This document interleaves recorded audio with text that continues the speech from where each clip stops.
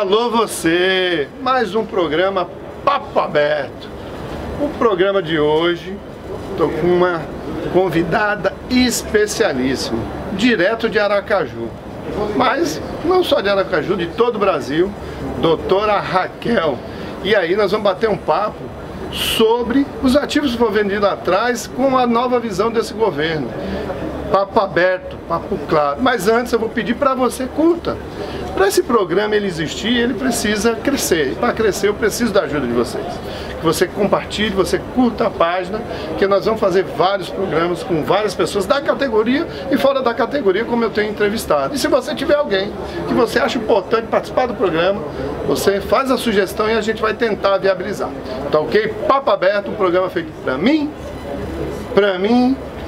para você, para todos nós. Já tá até no microfone de lá, já tá até empolgado. Raquel, obrigado aí para você participar do programa Papo Aberto, aproveitando aqui o Congresso Nacional da FNP aqui no Carteja, para Flamengo, para fazer esse programa que muitas vezes a gente tem dificuldade de fazer, né, por causa da questão financeira, mas vamos direto ao ponto. Raquel, sei da luta que você travou, né, junto à FNP, contra a venda de ativos através de ações populares. Inclusive respondemos vários diretores da FNP de ações da Petrobras contra esses diretores que assinaram as ações populares. Na visão desse novo governo, o governo que nós trabalhamos para elegê-lo, você acha é possível a gente avançar nessas ações? Esses ativos é possível reverter ou está tudo uma incógnita? Olha, Edson, quando a gente começou essa briga, faz tempo, né? Faz tempo. Ah, bastante. 2016. Exato. Quantas vezes a gente foi para aquele tribunal lá em Recife, subia e descia, para conversar com 11 desembargadores num dia só. Tivemos vitórias, mas a gente, depois que houve o golpe, que o Temer assume e que o Bolsonaro ganha principalmente, a gente começa a sofrer reveses. Não é? Por quê? Porque o plano deles era destruir a Petrobras. Bom, o Lula já disse que é contra as privatizações, disse que quer retomar o papel da Petrobras. E acho que aí basta vontade política para fazer isso. Quando a gente começou essas ações, o que a gente dizia? Olha, nós estamos aqui, nós não achamos que vai ser por meio do judiciário que a gente vai salvar a Petrobras ou vai impedir tudo. Mas a gente está aqui criando um flanco, como se diz, uma trincheira para esperar a situação política no país ganhar tempo. Exato. Porque nós acreditávamos que a gente ia derrotar aquele golpe, que a gente ia derrotar o governo Bolsonaro.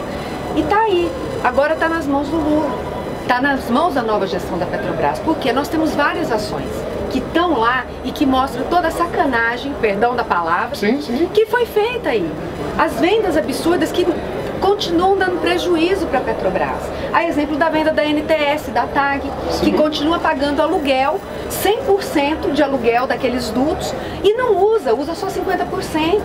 Então é dinheiro da Petrobras que vai apenas para pagar o lucro das novas donas da NTS e da TAG. E nós tivemos o caso da RLAM. A RLAM, que foi vendida, negociada na mesma época em que o ex-presidente, né, Castelo Branco, recebeu milhões em joias. Um presente que nenhum outro chefe de Estado desse país recebeu naqueles valores. Né? Ou seja, vendeu a RLAM por uma ninharia e ganhou joias valiosíssimas em troca. Bom, a RLAM, por exemplo, vai ser julgado agora, uma ação movida, né, pelos dirigentes da FNP no dia 12, para retomar essa discussão da venda. Tá lá, tá aqui no tribunal, aqui no Rio, inclusive. Vai ser julgado no dia 12 essa ação. O que a gente acha que o governo deveria fazer isso? Qual que deveria ser o papel hoje do presidente Lula, do presidente da Petrobras? Era entrar nessa ação não do lado da Mubdala ou de quem comprou. Era entrar do lado dos trabalhadores e dizer: essa venda aqui foi uma venda lesiva, viciada e tem que ser revista. Por quê? Dentro de uma ação, a União Federal e a Petrobras, elas são réus nessas ações. O réu, ele pode reconhecer o pedido. Eles poderiam ver e dizer o seguinte: olha, o autor aqui dessa ação popular tem toda a razão. Isso aqui foi um roubo. Isso aqui foi uma falcatrua. E a gente já dizia isso lá atrás. E o escândalo das joias mostrou que a gente estava certo. Então era isso, é isso que a gente espera deles. Todas essas ações, NTS, TAG, Lapa Yara, que foi vendida para a Total, sim. Que é uma empresa que não poderia sequer participar do processo. Por quê? Porque foi condenada na Itália, num escândalo chamado Total Gate. Né? Por quê? Foi condenada porque subornou agentes públicos para comprar o maior campo de petróleo terrestre da Itália, não, da Europa, o campo de Basilicata, por preço de banana. A Total foi condenada lá. Foi condenada na França também. Por quê? Porque naquela época da guerra do Iraque, que o Iraque não podia vender petróleo, aliás, ele só podia trocar por comida, eles fizeram trambicagem ali também. E foi condenada nos Estados Unidos também por isso, por fazer lobby com agentes públicos para comprar campo de petróleo a preço de banana. Essa empresa comprou Lapa Yara, o complexo de Lapa Yara. Yara são 5 bilhões de barris de petróleo. Por que a Petrobras não vai retomar isso? É essa a pergunta. Então tem jeito agora. O presidente tem que demonstrar que não foram apenas só palavras. Tanto o presidente Lula quanto o presidente da Petrobras, o Jean Paul, que disse, o Ministério das Minas e Energias mandou um ofício para a Petrobras, pedindo para suspender os processos de venda todos os processos de venda dos ativos e reavaliar. A Petrobras não fez isso com todos. A Lubinó tá aí. Sim, tem um monte de irregularidade, tem uma luta. Sim. Por que não paralisou a venda da Lubinó? Tem ações, por exemplo, da Repar e da Refap, que estão lá e que a Petrobras diz que iria paralisar, mas dentro dos processos ela não diz que paralisou a venda e que vai paralisar. Continua defendendo vender. Então, nós queremos aqui cobrar isso. Nós fizemos das tripas do coração para segurar essa trincheira. E os trabalhadores da Petrobras, junto com o restante dos trabalhadores do Brasil, também fizeram das tripas do coração para derrotar o Bolsonaro e colocar o Lula no poder. Agora a gente espera que eles cumpram o compromisso com a gente. Então, pessoal, você vê, para vocês entenderem, a gente é isso, a nossa luta é contínua, diária, ininterrupta. Nós ganhamos as eleições e lá atrás eu já falava. Ali era o início das lutas, ali era o início das batalhas. Nós ganhamos uma batalha, tem várias outras e entendemos que sim, e, inclusive levamos isso no GTs, que a Petrobras tinha que estar nas ações populares promovidas por FNP, tem ações promovidas por outras entidades e aí tem que fazer análise jurídica onde ela pode virar o jogo, porque a Raquel falou, ela hoje está do lado do réu, né? A gente entrou com a ação, estamos como os autores e ela está do lado do réu, defendendo o réu. Ela pode simplesmente falar, não, opa, tão certo, e reverter muitas falcatruas e vendas viciadas. Raquel, dentro desse contexto de novo governo, sei que você atua bastante juridicamente na questão dos terceirizados. Você tem umas teses assim, ó, dentro aqui da FNP, pessoa que a gente fala terceirizado, precisamos defender, ó, vamos falar com a Raquel tem lá, porque ela já milita há muito tempo, já enfrentou várias batalhas no judiciário contra a terceirização, inclusive garantindo primarização em várias unidades. Temos um horizonte aí que a Petrobras fala que vai ter concurso. Só que ao mesmo tempo ela falou pra gente o seguinte, olha, terceirizado é uma realidade. A gente não consegue hoje trabalhar sem os terceirizados. Mas existe a questão entre terceirizado e próprio, que a empresa não pode possivelmente contratar uma mão de obra e ter mão de obra mais barata, simplesmente para ter uma mão de obra mais barata fazendo o mesmo trabalho. Você acha que conseguimos avançar nesse governo alguma legislação?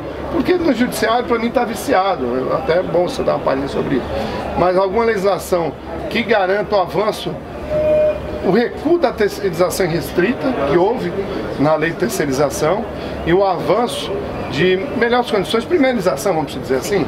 Olha só, né, Edson, eu acho que primeiro a gente tem que ter cuidado com algumas coisas. né? E acho que um pouco hoje, a gente tratou desse tema hoje aqui no Congresso da FNP. Por quê? O Supremo diz que pode terceirizar tudo, mas não diz que pode terceirizar tudo dentro do serviço público. A terceirização é uma realidade, inclusive dentro do serviço público, é verdade, só que ela vem se aprofundando. O TCU diz que não pode. O TCU diz que não pode, tem uma decisão de 2020. Fala o seguinte, olha, pode terceirizar desde que a atividade não esteja no plano de cargos e salários.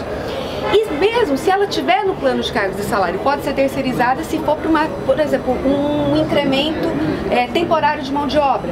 Ou for um trabalho muito especializado. Vamos pegar um exemplo? Lembra a história da pescagem, que a Simão Verger, essas empresas faziam. Bom, realmente a Petrobras não tinha gente para fazer, suficiente para fazer isso tudo. Isso se justifica. Então o que a gente espera da Petrobras, nesse sentido, é que ela cumpra a legislação. O Supremo, a gente não pode, qual que é a minha preocupação? Porque o Judiciário já disse, o Supremo disse que pode fazer, mas o Supremo não disse. Ele não disse. A gente teve um exemplo agora, há pouco tempo em Sergipe, de uma ação de concurso público. Os trabalhadores aprovados no cargo de técnico de manutenção júnior elétrica, que a Petrobras foi com uma reclamação constitucional, dizendo que ao tribunal mandar contratar aqueles trabalhadores, né, que estavam no cadastro de reserva, porque a vaga deles tinha sido terceirizada, porque tinha terceirizado no lugar dele, eles foram contra o Judiciário de Sergipe, decidiu contra as decisões do Supremo, né, de que não poderia terceirizar tudo. No primeiro momento, o Toffoli deu uma liminar para a Petrobras, só que depois ele mesmo revogou. E qual que foi a tese nossa? Olha, pode terceirizar tudo no setor privado, nas empresas públicas ainda existe concurso público. Sim. Então, e ele falou, é verdade, existe concurso público e se tem concurso público para aquele cargo, eu não posso terceirizar aquele cargo. O TCU já disse isso também. Então a gente tem que cobrar da Petrobras que ela cumpra a lei. Mas beleza, não tem como mão de obra para tudo, tem atividades que realmente você pode dizer do ponto de vista empresarial não compensa. De concorrência. Beleza, então qual que a gente vai? Nós queremos que a Petrobras sente com a gente o seguinte, olha, o que pode e o que não pode terceirizar aqui, dentro das diretrizes do Supremo e dentro das diretrizes do TCU. E eu acho que isso, desse GT, a gente pode avançar. E pode avançar também para quem esteja trabalhando como terceirizado, que tenha condições dignas de vida, porque o que a gente vê hoje é um técnico ganhando um salário mínimo mais 30%. Sem direito a plano de saúde para os dependentes. Olha que loucura! Aí você vai lá, você tem... Quantos filhos você tem? Eu tenho 3. Tem 3. Aí o filho... Eu tenho um galeguinho agora, tem um galeguinho pequenininho. Imagina você um terceirizado, aí seu filho não tem direito a plano de saúde. Sou eu. E você ficou, aí ele ficou doente, você vai trabalhar com que cabeça? Não trabalha. Não trabalha. Então são coisas que dá pra gente cobrar do governo. É cobrar do governo que ele só siga o que o TCU vem dizendo há mais de 15 anos. Então, pessoal... Não precisa fazer nada de novo, é só seguir o que já tem. Então, pessoal, temos muitos desafios pela frente, muitas tarefas. Quero agradecer a Raquel, que está dando essa entrevista. Obviamente, as entrevistas são curtas, otimizadas, que a gente está no meio de um congresso. Mas falar para você, a nossa organização é primordial para esses avanços. A organização da categoria petroleira. E aí, uma das organizações é você curtir a página, você compartilhar, você fazer esse programa pular fronteiras. Por quê? Porque hoje é a categoria petroleira, mas o pessoal dos Correios passam por isso, o pessoal das outras empresas estatais passam por isso. E ao a gente ter mais primerizado dentro da Petrobras, a gente fortalece a empresa, uma empresa necessária para o desenvolvimento do país e também uma empresa que sempre vai ser guia de salário para as demais categorias. Raquel, agradecer enormemente você participar do Papo Aberto. Chama! Alô você! Chama! Programa meu, seu, de todos nós. Valeu! Valeu, obrigada!